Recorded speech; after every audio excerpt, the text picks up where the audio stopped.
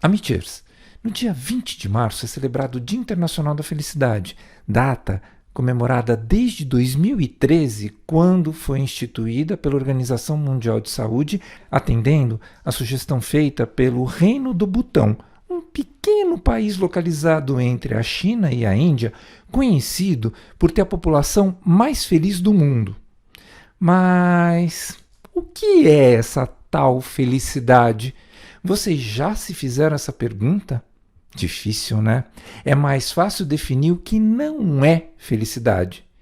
Para ajudar a gente a tentar entender a felicidade e como ser feliz, no talk de hoje a gente vai contar com as presenças da Clau Castellano, farmacêutica e bioquímica, e da doutora Xiselma Camargo, psicóloga, que vocês já conheceram no episódio da misoginia.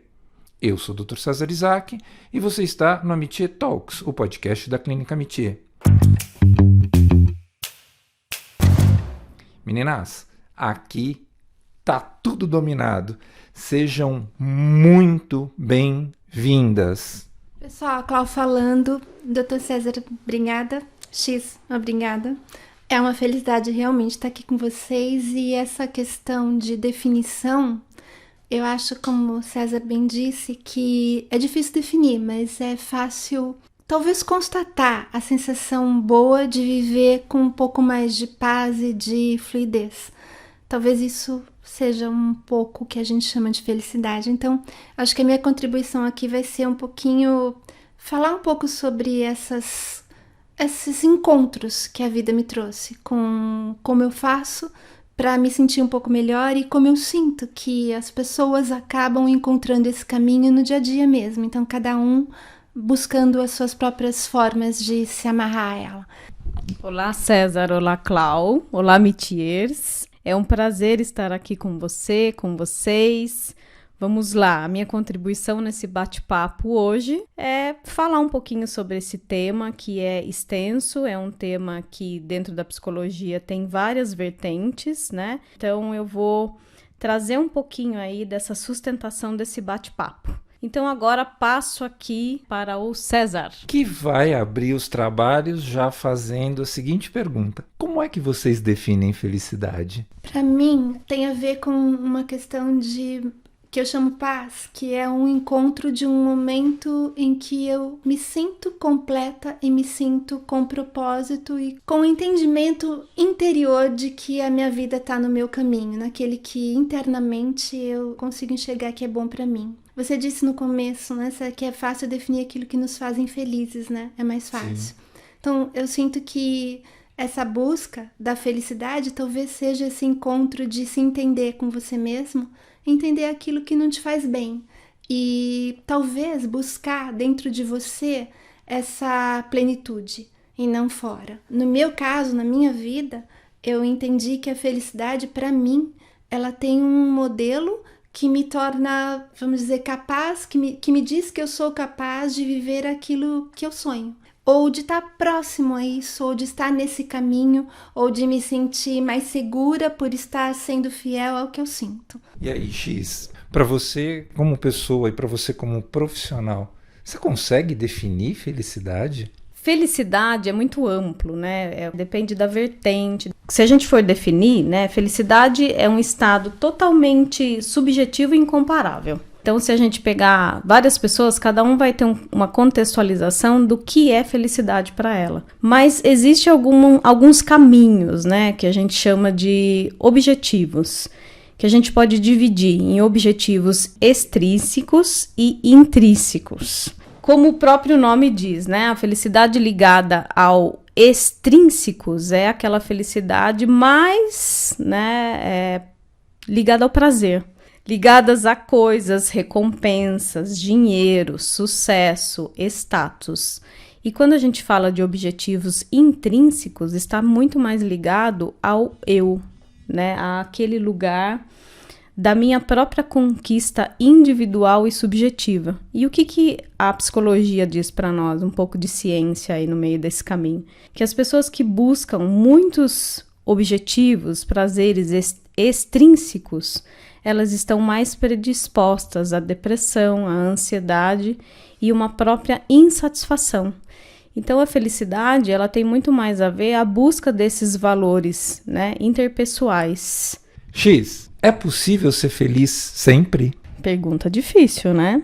Eu acho que tem muito essa questão, né, desse lugar de enfrentamento, do manejo dos seus sentimentos, das suas emoções, das suas frustrações, do equilíbrio, né, diário de todos nós. Porque se você ligar, né, o prazer como algo vendido pelo marketing, né, um lugar, a busca de um lugar chamado felicidade, você vai entrar dentro de uma zona de conforto, né? E como a gente sabe, de conforto não tem nada a zona, né?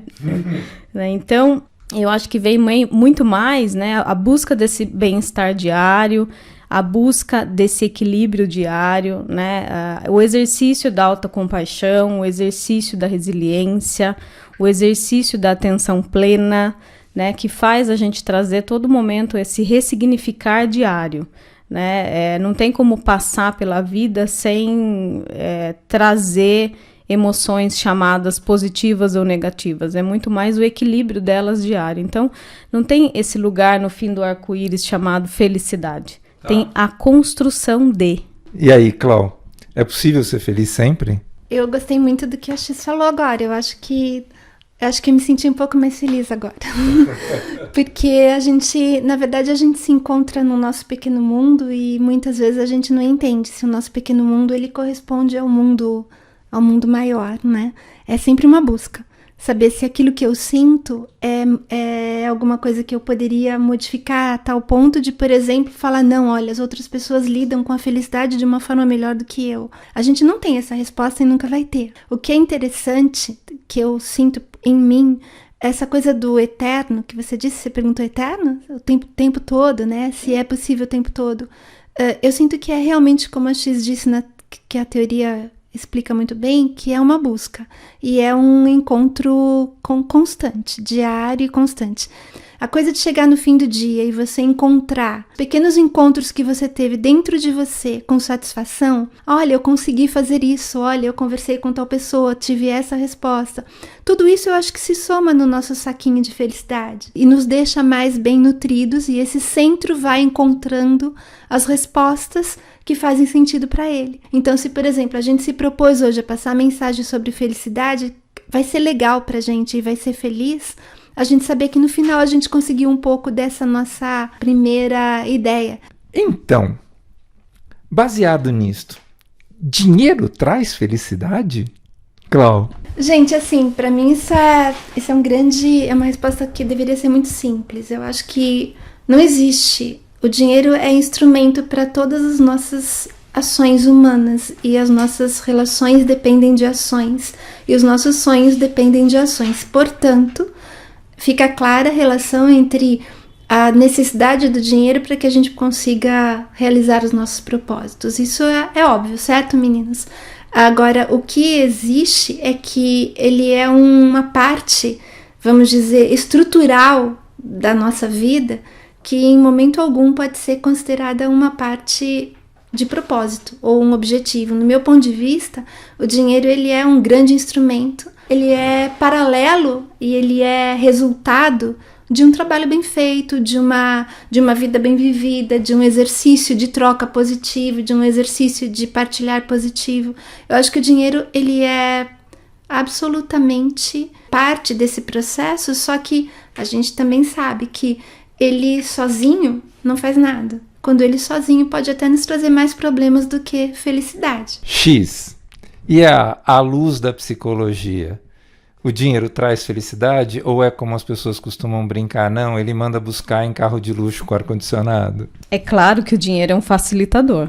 Sim. Né? Então, eu acho que a gente tem que colocar ele no lugar certo. Ele não é o lugar, né, idealizado, mas ele é o agente que leva, sim, a alguns chamados prazeres. E aí a gente tem que saber dividir o que é prazer, o que é alegria e o que é felicidade. Uau. A nossa sociedade, né, exige também uma padronização desse lugar felicidade e coloca para nós essa felicidade vendida pelo marketing. chamada prazer. Então a gente tem que tomar muito cuidado em achar que sim, que dinheiro é igual, idem, felicidade. Não é bem assim. Vou até trazer aqui uma fala de Epiteto. É natureza do sábio resistir aos prazeres, mas do tolo ser escravo deles.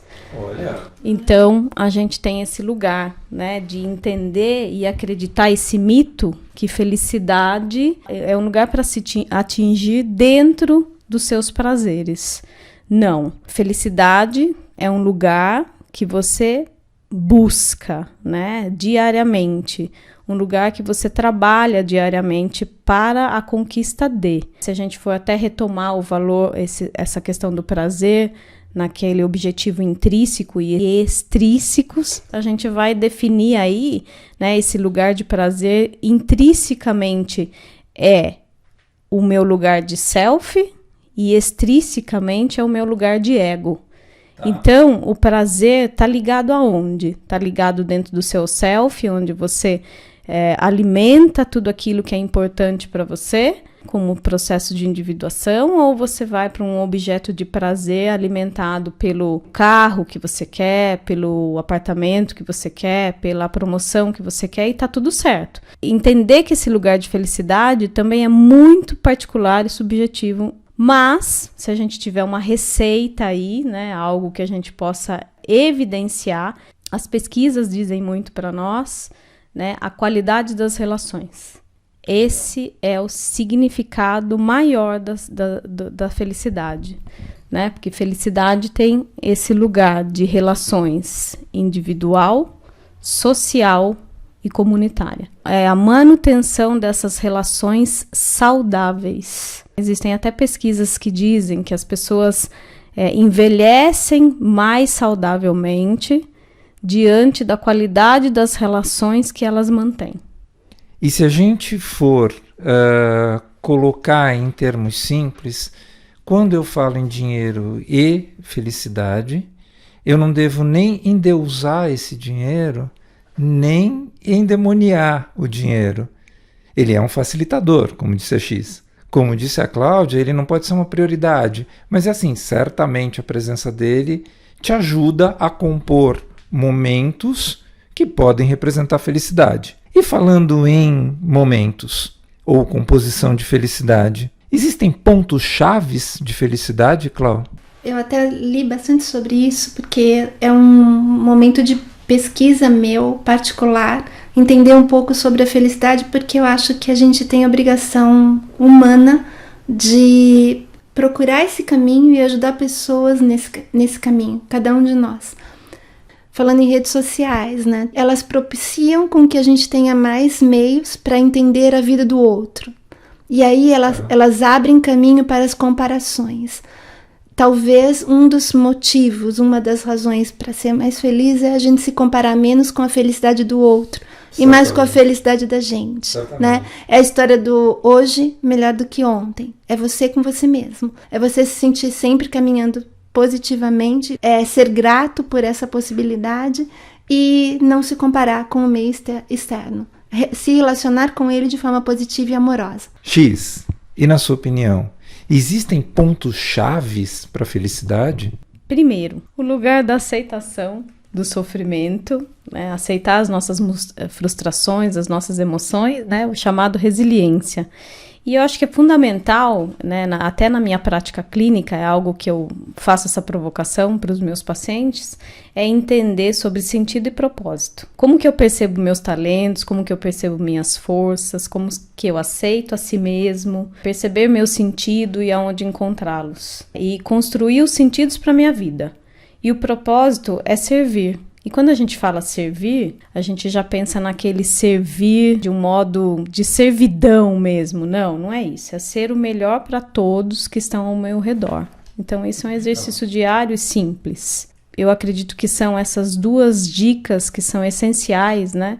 Aliás, 3 dicas para que a gente possa levar uma vida com maior comunhão com nós mesmos. Como proposta final, eu queria deixar para vocês a seguinte pergunta. Existe uma receita para a felicidade? Receita não existe, né? Mas existem alguns exercícios práticos, simples, que que a gente pode fazer diariamente e que pode ajudar a gente nesse encontro aí com a nossa própria felicidade, né? Então, o nosso cérebro, ele tem, assim, o cérebro primitivo, né? Ele tem um hábito de pensar negativo. Então, exercitar esse músculo cerebral fazendo com que você busque novas conexões positivas.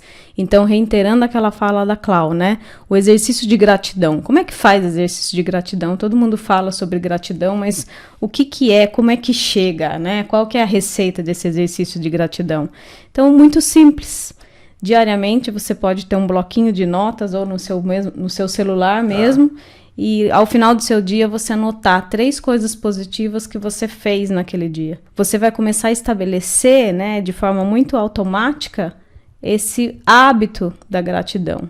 E o que eu faço com essas anotações? Depois de uma semana, revisa suas anotações, vai trazer ali um lugar para você de pertencimento, né, de positividade. Então, essa é a minha dica. Tenho algumas dicas de livros, Por favor, que a gente que fala sobre esse lugar, né? Que tem um que chama Seja Mais Feliz, o outro chama-se Florescer, e o meu queridinho que chama A Coragem de Ser Imperfeito. Legal. Da Brené Brown. Clau, receita de felicidade em 10 palavras. Eu acho que a minha receita é reunir pessoas inteligentes e se reunir a pessoas que possam agregar você. Acho que a gente aqui mostrou um pouco disso agora. Eu acabei de escutar 3 livros que eu já vou colocar na minha prateleira. Acabei de revisar o exercício de gratidão com a X, que é uma coisa que faz total sentido para mim, que me reforça a cada momento me reforça essa possibilidade de revisar aquilo que dá certo no meio daquele turbilhão de emoções que a gente vive durante o dia e que faz muita diferença para você acordar e se sentir mais forte, mais positivo. Então eu quero deixar, acho que se existe uma receita, até tenho visto, coloquei até hoje um resuminho, as pessoas que estudam felicidade têm tentado mostrar que é possível a gente melhorar nisso. É possível a gente melhorar em tudo, né? Sim. Eu acho que é possível melhorar nesse exercício de se sentir melhor, mais satisfeito, mais feliz. Esse exercício que a X deixou, não vamos esquecer.